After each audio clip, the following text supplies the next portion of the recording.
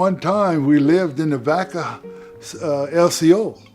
Okay, so every Saturday we were on the football field, every Saturday morning. And it didn't matter if it was just two guys. We'd run back and kick and tackle them and run back and, just play football is the main thing. Yes, no, it was because of the brothers and what they'd done and everything. And, I was trying to do the same thing because I started playing in the 4th grade. But I flunked out in the 4th grade, so I had to do it again. And then went to the 5th, 6th, and went all the way. And the amazing thing, all of the football years that I played, I really never got hurt. Stayed healthy the whole time and played the whole time. And, even at LSU in Canada, I some kind of way tore my calf muscle. The guy that I was playing against hit my knee, and my calf muscle split down the middle. And that's about the only time that, I was hurt in 25 years of football. It's because of my brother. Maxie went over there, and he would have made All-American and been a great player. But then, died in a car accident. And that's about the story of my life. My dad was a tool pusher out in the Gulf, and they flew him back in. And when he came off the plane, he said, "What do I have to live for?" And I didn't say nothing or do anything. But inside, here I am. I'm going to do it. And they had Alabama, a lot of the other teams were after me, but I was going to LSU.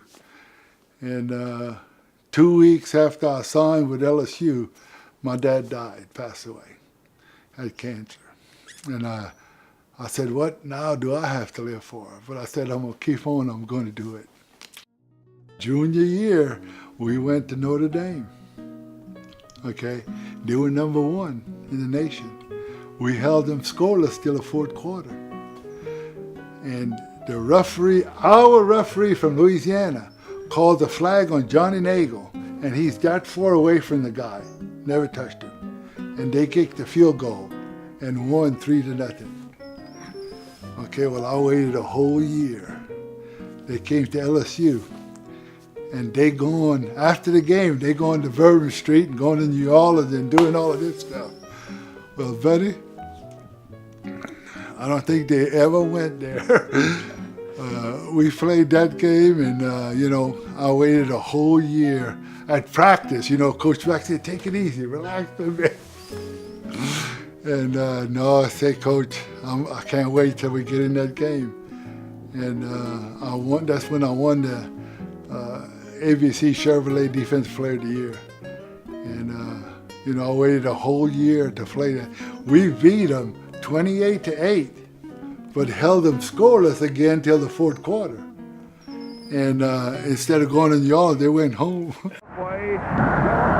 Brown has the Irish up to the line of scrimmage. Wedge formation with Huff, the fullback, and Julius behind Brown. He doesn't make it. Andy Huff is up the goal line, but doesn't make it. He's thrown back a half yard. The Tigers have prevented Notre Dame from making a first down or a touchdown as Huff.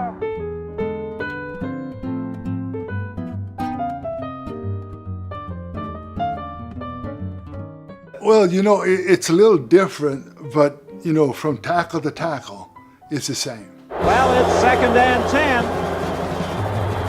And Watts goes down back at the 23. In my opinion, Ron Estay, when I played, was our pass rush. In fact, to me, he was one of the few guys in football that I considered, a football player, like a man's man. He knew the game. He knew how to read, Plus, he was quick. He could do it all, and if you single team blocked him, he was going to get in on the play. And if you ran away from him, he would catch you from behind, because not only being quick, he was very fast. Good play by Estay, nailed him back to the line of scrimmage. Our coaches left Edmonton and went to Saskatchewan. And the coach wanted me to come be a coach with him. But I said, no, I want to play too. He said, well, you can do that. You can play and coach. He said, you know, and so he just wanted me over there.